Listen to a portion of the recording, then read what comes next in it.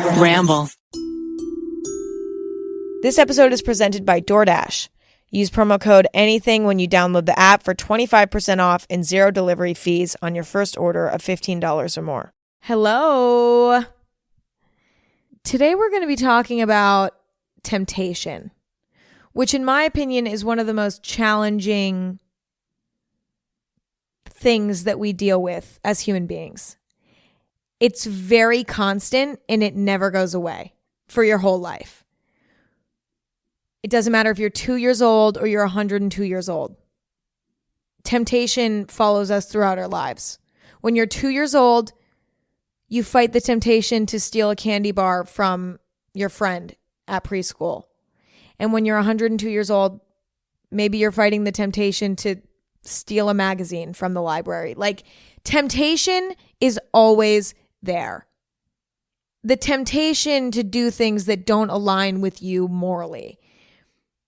The reason why I think temptation is so difficult to deal with is that there are a lot of scenarios in life when not sticking to your moral code, not doing the right thing is so much easier and is so much more fun and is so much more exciting in the moment. That's why things are tempting, because in the moment, they'll give you instant gratification. You'll instantly win. You know what I mean? You'll have an instant hit of excitement. The problem is, usually things that are tempting that you know are wrong will end up leaving you miserable down the line. Nobody gets away with succumbing to a temptation to do the wrong thing. Like, nobody ever gets away with it. I think people sometimes feel like they're going to get away with it. Like, I've felt like before, oh, maybe I could get away with doing the wrong thing just this once. But no, life doesn't work like that. The universe, the way that the cookie crumbles, it never works like that. You never get to just cheat life and get away with it. It just doesn't work like that. Succumbing to a temptation is the easy choice. Fighting it is what's difficult. And I feel like it's the fighting of a temptation that helps you grow into a more morally solid person. Now, I actually feel like I sound like a cult leader right now because I did briefly go to Catholic school, and not that Catholicism is a cult. That's not what I'm saying. Okay, so don't you dare twist my words.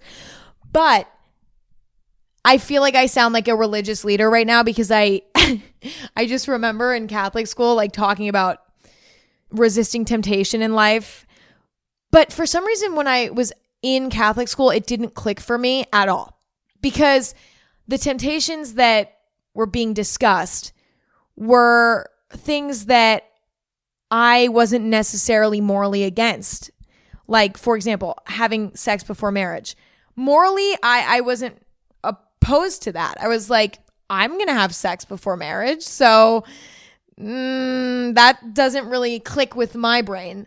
But recently, I kind of came to my own conclusion about resisting temptation. And I had my own sort of awakening that did click with my brain. And that's what I wanted to talk about today, because what I've realized is resisting temptation, even when doing the wrong thing is so easy and seems like it's going to be so rewarding and that it'll be fine and that you'll get away with it, resisting that and doing the right thing, even if it's behind closed doors and no one ever knows that you did the right thing when you didn't have to.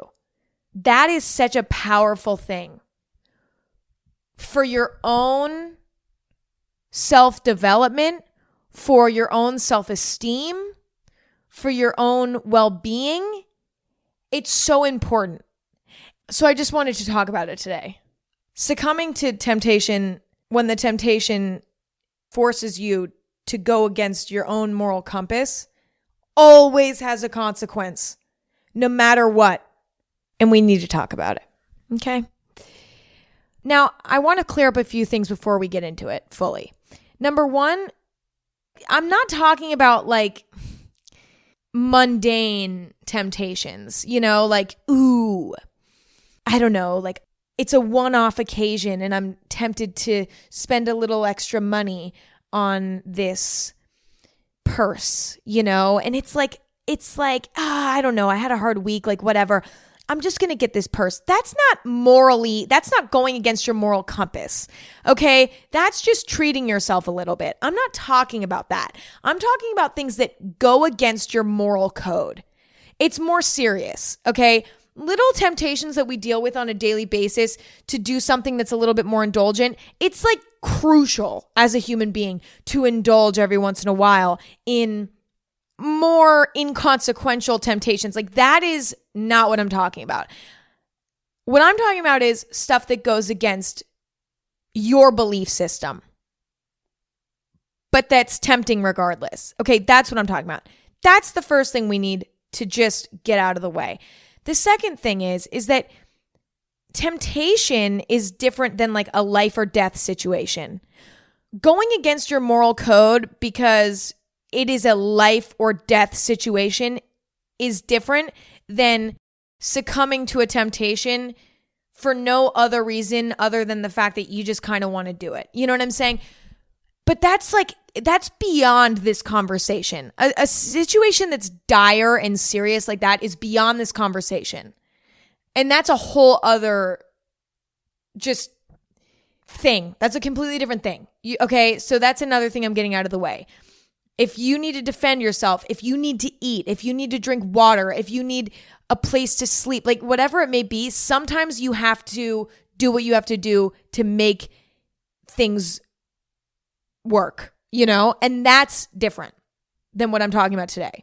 Today, it's like a little less serious. Now we can get into it. To start out, I want to talk about some moments in my life where I have succumbed to temptation and paid the price. To start, I used to have a serious shopping addiction when it came to clothes. I would buy clothes just in ridiculous amounts, okay? And I think the reason for that is that growing up, I always wanted to buy clothes. But, growing up, I didn't have a lot of money. So I couldn't go and buy clothes as much as I wanted to, and buying clothes was more of a rare occasion. And I never felt like I could fully express myself because I never felt like I had the resources and the proper clothes to do so, and that was like frustrating for me as a young person. And then I made my own money and I was like, okay, I'm going to buy extreme amounts of clothes. And so for a few years of my life, I did that. And in the moment I was like, well, I know that this is potentially wasteful and like not a good use of my money, and it's not a thoughtful use of my money. And, I deep down knew like this is not a responsible way to be living my life. But at the same time, I was like, but it feels really good right now. And I'm not really thinking about future me, whatever. Fast forward a few years. Now I'm an adult and it's taken me almost a year to cleanse my space of all of the things that I impulsively bought over the few years that I was like seriously shopping in a way that was not good. And luckily, all of those things went to good places and they went to people that are going to use them and love them. And, it didn't go to waste, which is great. But regardless, trying to get rid of all of that stuff and feeling claustrophobic in a way in my closet and in my home for years because I couldn't stop buying shit. Like, that was not worth it. I paid a price. I barely even wore the shit that I bought because I could never find it because my closet was so claustrophobic.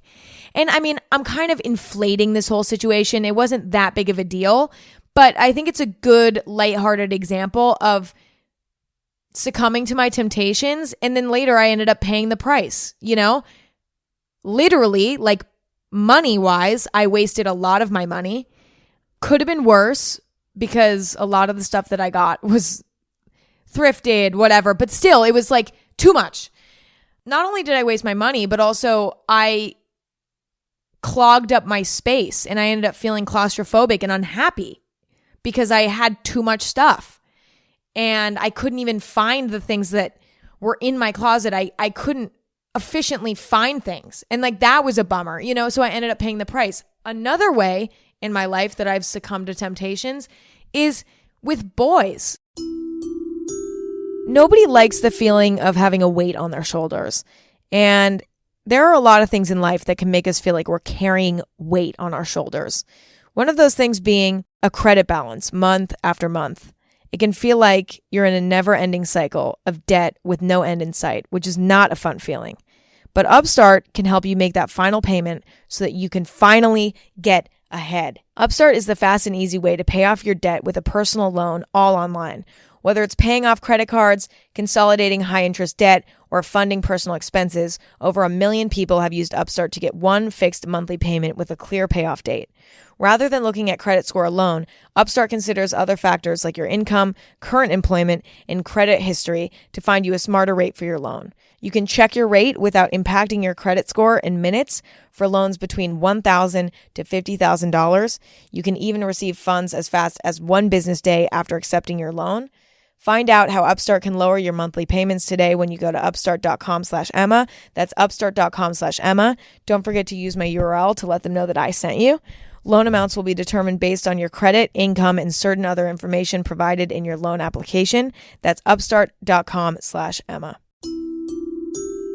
I go through some phases where I love cooking and I go through some phases where I don't want to cook at all. And for those phases when I don't want to cook at all, I am using DoorDash. I love it because all of my favorite restaurants are on DoorDash.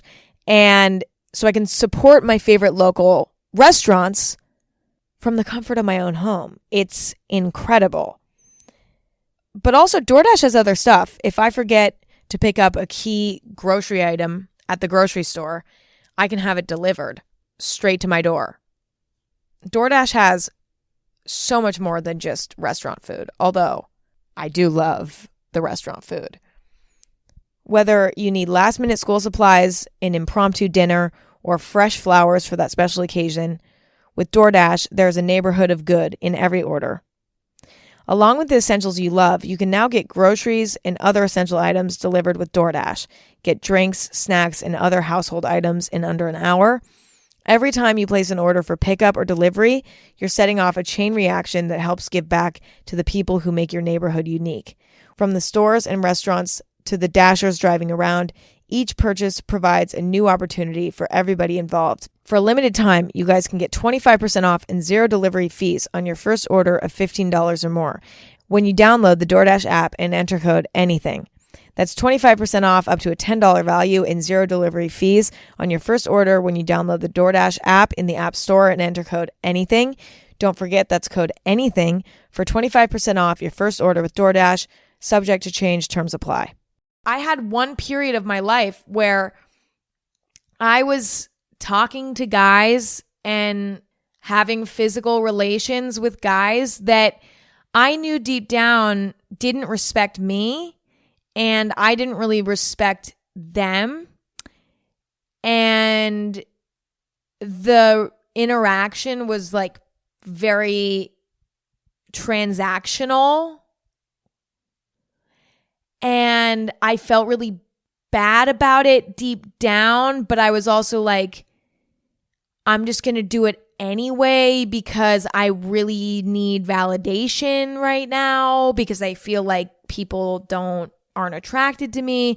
And so I'm just doing this to validate that I'm attractive, hopefully, to someone rather than like literally waiting to share an intimate moment with somebody who actually respects me and my coochie. You know what I mean? Like it happens. Like as humans, all of these temptations are normal. We're all going to experience them in one way or another. Whether like it's so normal to succumb to these temptations. But what cannot be forgotten is the fact that you will pay a price later. Like with me getting with these guys that didn't respect me and I didn't respect them, I to this day have struggled with my self-esteem because of those handful of experiences I had with those boys where I went against my moral code and I did that, and I still feel icky about it to this day. And that's not fair to myself because, I learned a lot from it. I learned that is not something that makes me feel good. Like it affects my self-esteem. It made me feel icky. It wasn't like a safe, comfortable situation. Like it just wasn't good, right? I mean, it was safe, but not like, you don't know, like when you're having physical interactions with somebody that is kind of a stranger that doesn't necessarily respect you, like there's a lack of communication that could make things less safe. For example, if they have an STD, how am I supposed to know? You know what I mean? Because we don't have that open communication and there's not the respect there to like, let me know just in case they did. Luckily they didn't, but I'm just saying, you see what I mean? So psychologically, I'm still paying the price for that temptation that I succumbed to. There's something to be learned from succumbing to a temptation. It's like a young child touching a hot stove. A young child doesn't know how hot the stove is until they touch it. And then they get burned and then they're like, I'm never touching the stove again. It's the same thing with these temptations that we experience in life. You aren't a bad person. You're not evil. You're not doomed for life if you try things out and you maybe make the wrong decision a few times. But also, if you can avoid them, that's not a bad thing either. It's like, if you can avoid them, great. And if you can't, you learned a lesson from it. There's not a scenario in which you lose as long as you learn something, But I think that being mindful of temptations and how they could affect us later is not a bad idea. I wanted to go through some examples of how we as humans can be tempted. The first one is making money in an immoral way. Maybe that's stealing. Maybe that's lying in some way. Maybe that's participating in illegal activities. It's tempting to make money in dirty ways because money is one of the most tempting things of all. It's one of the most powerful things on the planet because it gives us freedom. It can give us everything, It can give us a roof over our heads, food, expensive designer belongings. Like it can give us so many different things. And when there's a large sum of money on the table, it can be hard to say no to it, even if you have to do something naughty in order to get that money.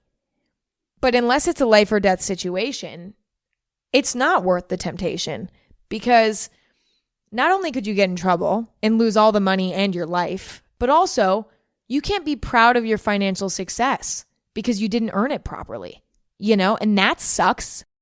Another type of temptation is cheating on your partner. There are many reasons why people cheat, I think. Number one, because they feel insecure in their relationship. They feel like their partner doesn't love them and they're seeking validation elsewhere. Another situation could be they just have a crush on somebody else and they want something exciting and spicy and fresh and new. And they're kind of bored in their current relationship because their current relationship is like comfortable and easy. And they want something spicy again. They want to feel spice again. But yet they don't want to leave their partner because, their partner is so comfortable and safe, but yet they want something spicy at the same time. So instead of putting extra effort in and making their current relationship a little bit spicier, they go and have an affair of sorts. It makes sense why it's tempting, but resisting it is so important for a healthy relationship. Because number one, how can you face your partner the same way again? Unless you truly are, I don't know how you could face your partner the same after that. You'll always feel guilt knowing that you're hiding such a huge secret. But also, how would you feel if your partner did this to you? Terrible. So why would you do it to them? You know what I mean? Like if your partner was in the same situation that you are in, how would you expect them to behave? Probably a lot better than you did. So why are you holding your partner up to higher standards than you're holding yourself up to? And you have to live with that choice forever. You have to live with that memory of what you did. And that could follow you forever and create guilt and discomfort for relationships for the rest of your life, knowing that you're not always a loyal partner. Unless you learned from it, but still. It's also tempting sometimes to buy excess, buy a bunch of clothes, buy a bunch of, gaming equipment. Maybe you like Minecraft and you want to play Minecraft and have 15 different monitors so that you can play Minecraft on 15 different screens. Excess. Excess can be tempting because you feel like it's going to fill a void. You feel like it's going to fill a void in your life, and these physical belongings could fill that void. But if you're aware of the fact that they're not going to fill that void and you're going to be left in a cluttered mess and you're going to be down a few $1,000s, possibly, depending on how much you spent on your excess of belongings, then you might avoid making that decision, and you might wait and save your money and spend it on one really good thing rather than an excess of a bunch of mediocre things that will honestly lose their value anyway to you, because the more you have, the less each individual thing means something to you. Or maybe you struggle with the temptation to go out and party a few too many times per week. It's tempting because partying is fun. It's well, sometimes it's fun. Depends. It has the potential to be fun. It's also reassuring socially. When you go to a party and a bunch of people talk to you and are hanging out with you and, you're exchanging numbers and all these things, that's reassuring socially. It makes you feel good about yourself. It boosts your confidence. But also, it's tempting because it's a distraction from your life. Going out, having drinks, doing the whole thing, socializing, whatever, is a distraction from your life. You can forget about your homework assignment that's due. You can forget about your shitty relationship. You can forget about whatever. You can forget about shit. And every once in a while, I think this is honestly, you got to do it. You got to have those nights where you just go out and you have fun and you let everything go. But when you do it too much, not only is it not even fun anymore, it gets stale. The novelty of going out and partying loses its sort of allure because it's not special anymore. It's not a special occasion anymore. Not only does it get ruined for you, but also it prevents you from addressing the issues that are present in your life. And you can't work on yourself if you're constantly distracting yourself. And that will long-term make you miserable. Speaking of that, it can also be tempting to just slack off in life in general. And when I say slack off, I'm not saying to give yourself a break because you're feeling burnt out. Okay, that is a different situation. But it's like when you have the energy to work, okay, but all your friends are going to the beach, and even though you know you need to work and you have the energy to do it, you're like, oh, but I really want to go to the beach because it's way more fun. And, it's like it's being sort of irresponsible, not giving yourself a break because you're literally burnt out and you've been working yourself too hard. And it's gotten to a point where you literally can't work anymore without having a breakdown. Like, that's not what I'm talking about. I'm talking about slacking off just because there are funner options. I know funner's not a word. Don't mention it, okay? Because there are funner options happening around you, you're not getting your work done. You're not getting your shit done that you got to get done because there are funner things around. It's tempting because it's just so much easier and it's just so much more fun. And sometimes in moments when you're tempted by a more fun option than work, you're like, well, nothing matters anyway. Who cares if I get a good grade on this test? Who cares if I turn in this work assignment on time? Who cares? Nothing really matters. The problem with that is that affects your sense of self. When you neglect the work that you need to get done in life, you're subconsciously losing respect for yourself because your work ethic as a person gives you confidence. Working hard at things gives you confidence because it proves to yourself that you are a valuable team player in some way, and you are a valuable asset in some way. And working hard at anything, being disciplined with anything, can help grow and solidify your self-esteem. So if you just keep throwing the things that you need to work on the back burner, over time, that will impact your view of yourself. You'll start to wonder, what do I add to anything? Because I don't have work ethic. I don't have discipline. It makes you feel, and I've had moments like this in my life where I just couldn't get work done because I was constantly surrounded by temptation to be social and to hang out with people and to go and do fun activities. And so I didn't have any discipline and I didn't get any of my work done. And it made me depressed because then I started to feel like a loser. I just felt like a fucking loser.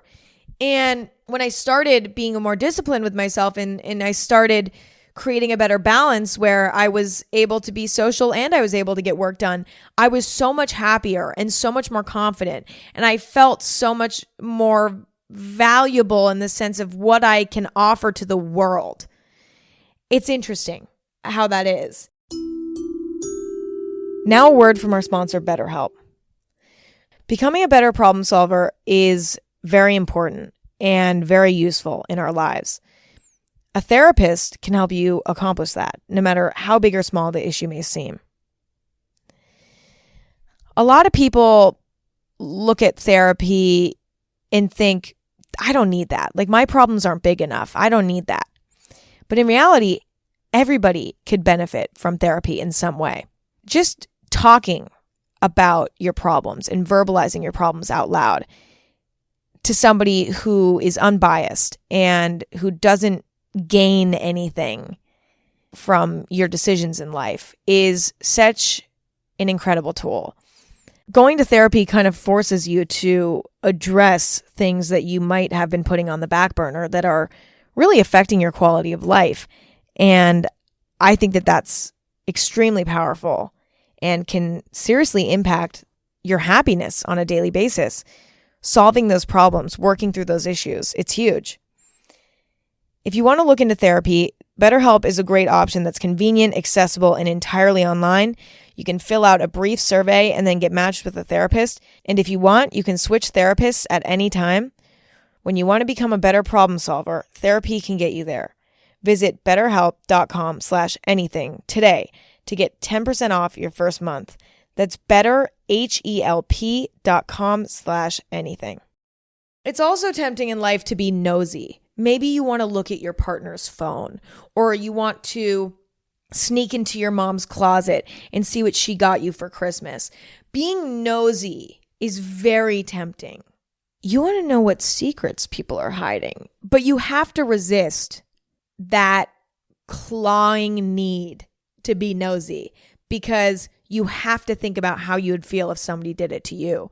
How would you feel if somebody was going through your phone? How would you feel if somebody was going through your closet and seeing what you got them as a gift? How would you feel if somebody was impeding on your privacy like that? One of the most valuable things that we have as humans is our privacy, because privacy is so important for us to work through issues and to be truly ourselves. For example, let's say you want to look through your partner's phone and you're looking through and you see a text between your significant other and their friend.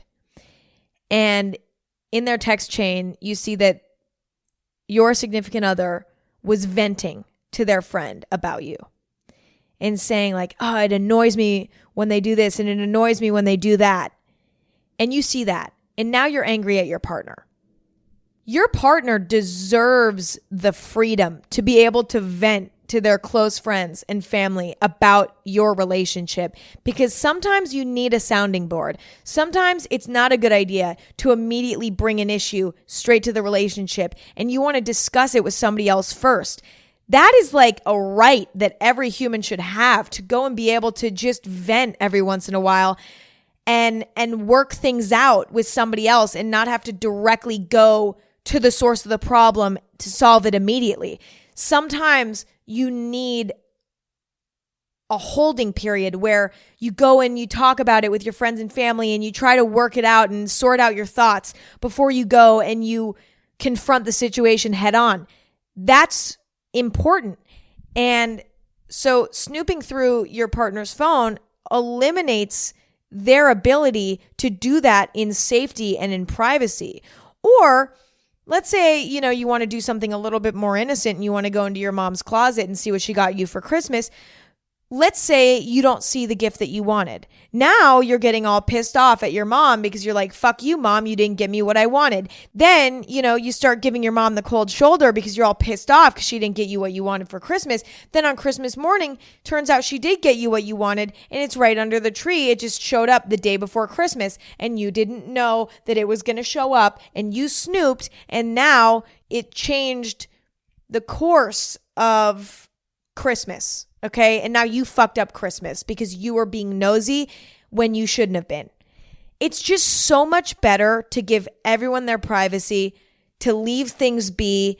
And if you feel like your partner's cheating on you, or you really want to know what your mom got you for Christmas, you'll find out eventually. You'll find out if your partner's cheating on you without snooping through their phone.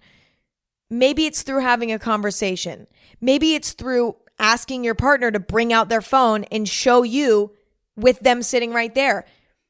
Maybe you just need to end your relationship with that person anyway if you don't have enough trust in them in the first place. Or when it comes to what your mom got you for Christmas, maybe you just need to fucking be patient and wait and see what's under the goddamn tree on Christmas morning. You see what I'm saying? You're going to find out the truth eventually. So there's no need to meddle with how soon you figure it out. There's other ways to go about it that are more morally sound, The last example of temptation that I have for us to talk about today is the temptation to steal. I've never been somebody that stole things. I don't know why, I just never did that. I know a lot of people go through a phase where they steal. Like in middle school, everybody used to steal from the mall. Girls would go into Victoria's Secret, bring a bunch of underwear into the dressing room, put them on under their pants, and then leave the store. We're talking about that. Or girls would go into Nordstrom and take a tiny little compact makeup palette and shove it in their bag and then walk out. All of that. I personally could never do it. I just couldn't. It made me feel too guilty. I felt weird about it. I thought I was going to get caught. I just didn't want to go there. But I know that a lot of people struggle with the temptation to steal, especially when they're younger. But even in older ages, sometimes you're at the airport and you're like, I don't want to wait in line to pay for this bottle of water. I'm just going to steal it. Again, like if you don't need to steal, there's no excuse to steal. It's just not the right thing to do. Leave it for someone. See, here's the way I look at it when it comes to stealing. If you don't need to steal because you can put food on the table, you can put water in your glass, you have a roof over your head, you just have no excuse. It's just not the right thing to do. And I always think of it like, let's leave the stealing to people who need to steal, people who don't have enough money to put food on the table, people who don't have access to water, people who don't have access to a roof over their head, and they're doing the best that they can, but they're just not in a good spot right now, and they need to steal to make ends meet and to survive. Leave stealing to those people. Let them do it. That's the way I've always looked at it. I'm like, I don't need this for free. It's just not the right thing to do. And I think over time, the more things that you do that are just morally wrong in life, stealing, spying on people, buying in excess of things, the more things that you do in life that go against your moral compass, but that have instant gratification, the more of those things that you do, the less confidence you'll have in yourself as a person.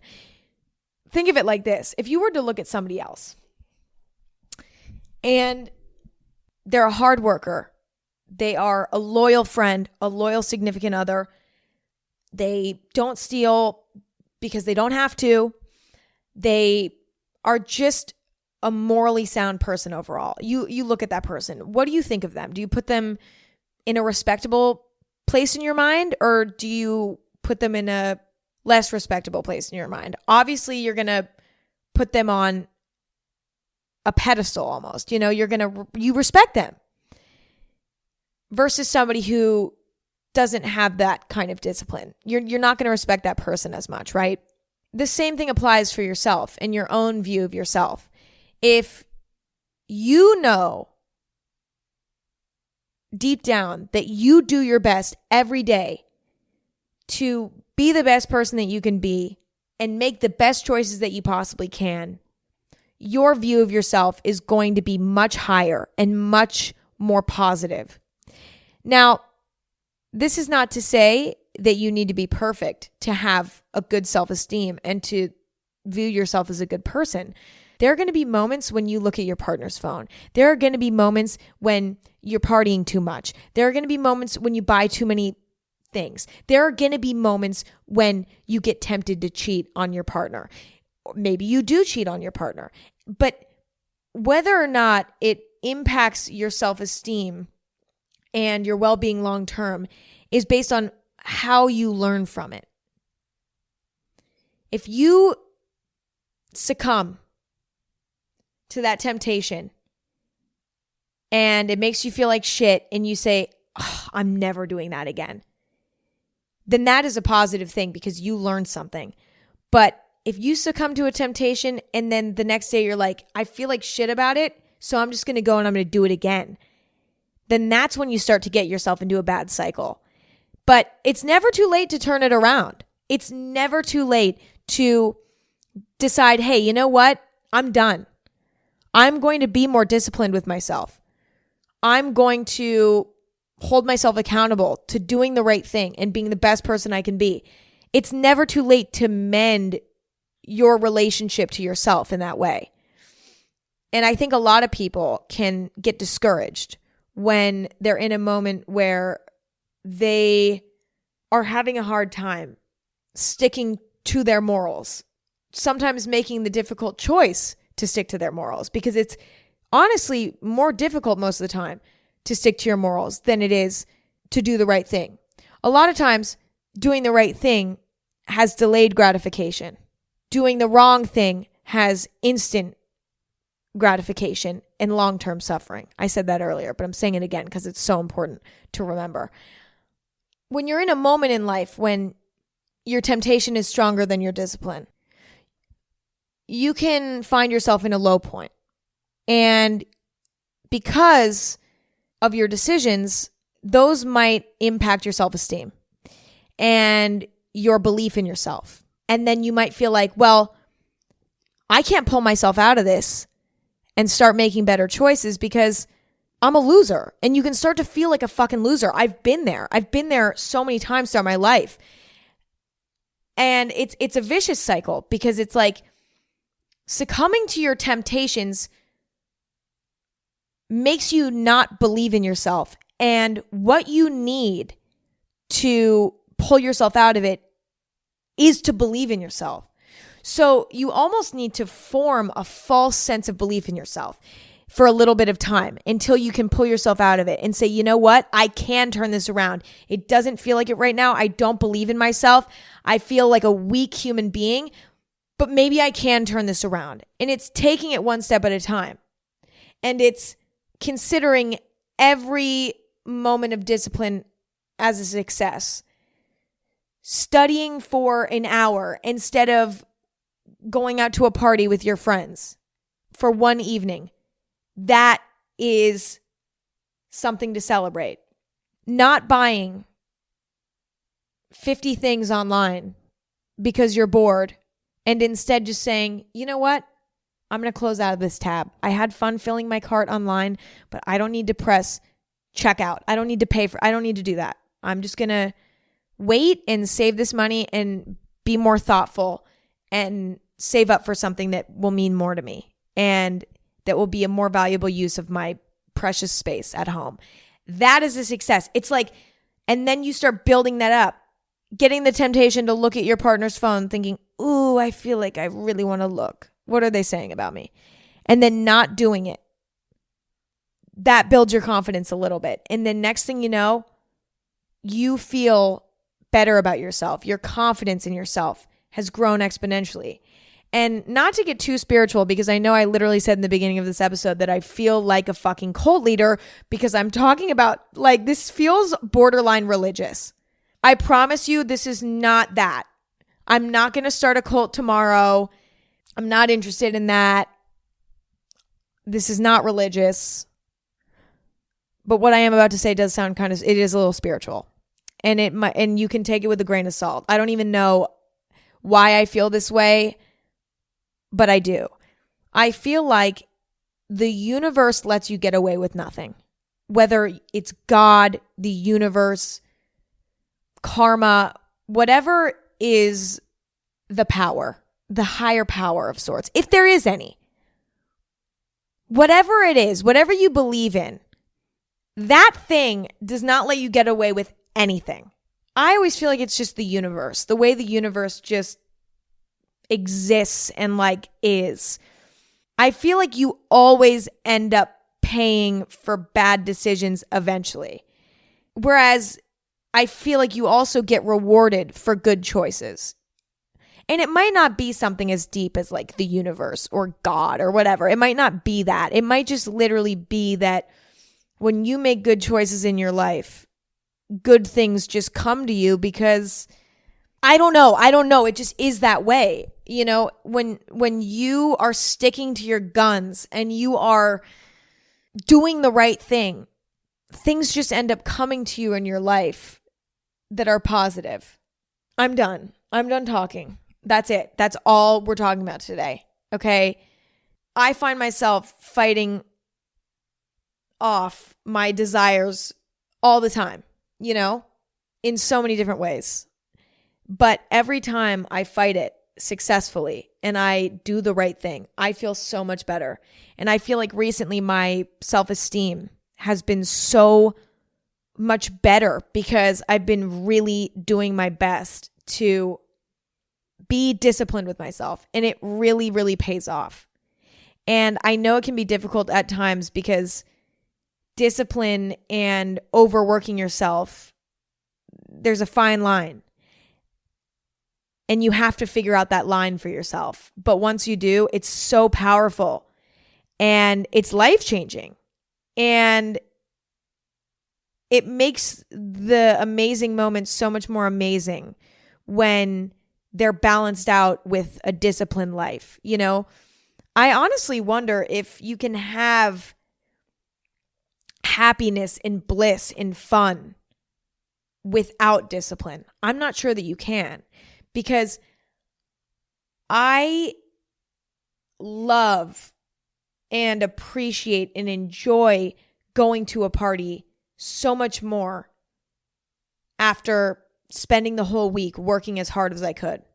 I appreciate my relationships in life so much more because I give my loved ones privacy and space, and I don't impede on their lives, and I am not nosy about their lives, and I just give them space, and I'm loyal to them. I appreciate those relationships so much more because they're rooted in honesty. I don't know, you guys. I'm done. I'm literally done. What did I just talk about for an hour? I don't know. I just don't know. But I hope that you enjoyed. Maybe, maybe something in this was valuable. I really hope it was. Regardless, I just appreciate you listening. And I hope you enjoyed hanging out. And it's always a pleasure. If you want to subscribe to Anything Goes, you can do so on any platform you stream podcasts. I'll talk to you next week. Per usual, every Thursday, you know the drill. If you want to check out my coffee company, I have a special code for you, the listener, AG15. Check out my coffee company, chamberlaincoffee.com, and use that code if you want to pick anything up. And that's all I got. Thank you guys so much for hanging out. Let me know what you think. You can check out Anything Goes on Twitter at AG Podcast or Instagram at Anything Goes, and let me know what you thought of this episode, and keep up with the episodes on those social medias. I don't know, whatever. I'm out of here. Okay, talk to you guys next week. I love you all. Bye.